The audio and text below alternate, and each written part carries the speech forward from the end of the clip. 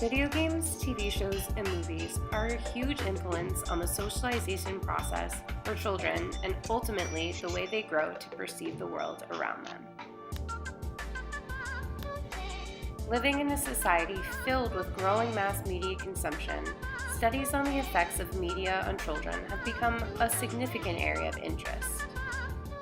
Did you know it's not just the amount of TV time that should concern parents these days? Content counts too. 1/3 of all 3-year-olds in America have a TV in their bedroom. And the problem is that kids imitate what's on TV. Some kids, in fact, spend more time watching TV than they do with their real parents. Video games can also be a problem. The average child under the age of 2 watches 1 to 2 hours of television every day. A study in the Journal Pediatrics finds in the average home, the TV is on in the background 4 hours a day. I'm talking about your television. In today's society, children are constantly surrounded and consumed by messages portrayed through the media. Common Sense Media recently reported that children up to 8 spend an average of 2 hours and 19 minutes every day on social media. They also reported that 80% of children between the ages of 3 and 6 can turn on the TV by themselves. The media serves as an extremely influential source on the ways children understand society and begin to define their own identity. Specifically, studies show that media consumption influences the ways children understand and define gender roles. Put in sociological terms, the role of the media is to legitimize specific social factors, such as a rigid definition of gender. Disney movies have long served as a prominent influence on the ways gender roles are defined during early childhood years. Disney movies illustrate stereotyped ideas of femininity. Feminine characters are shown with big eyes, flowy hair, and tiny waists. All of these characteristics enhance the idea that success is only found for girls that meet unrealistic body standards. Hi.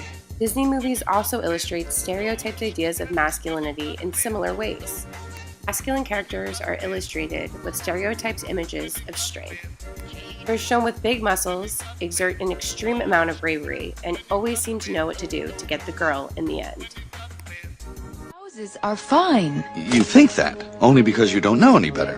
Do you know what's the matter with me? I'm a heterosexual man. Just a heterosexual man. While these movies show examples of gender constructs for femininity and masculinity, hegemonic masculinity becomes a prominent theme in these movies. This exposure affects girls, boys, and society as a whole.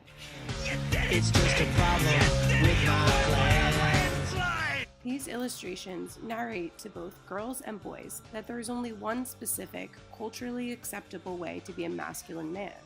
Children are taught that men should never show emotions, and they should always come out on top. And as a result, little boys grow up to believe that they have a specific mold to fit in order to fit the gender construct and avoid becoming a social outcast. The overrepresentation of heterosexual, white, and strong masculine men affects the way that children view their place in society. Colin Stokes argues in his TED Talk that examining the ways these movies teach us about manhood is extremely important.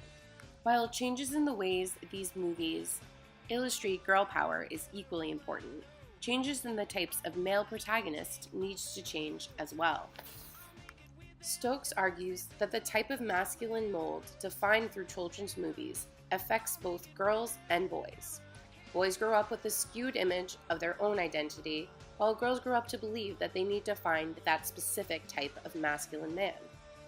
Fewer quests where my son is told, go out and fight it alone, and more quests where he sees that it's his job to join a team. As gender begins to be viewed as a spectrum rather than a binary, images of this new type of male hero have a hopeful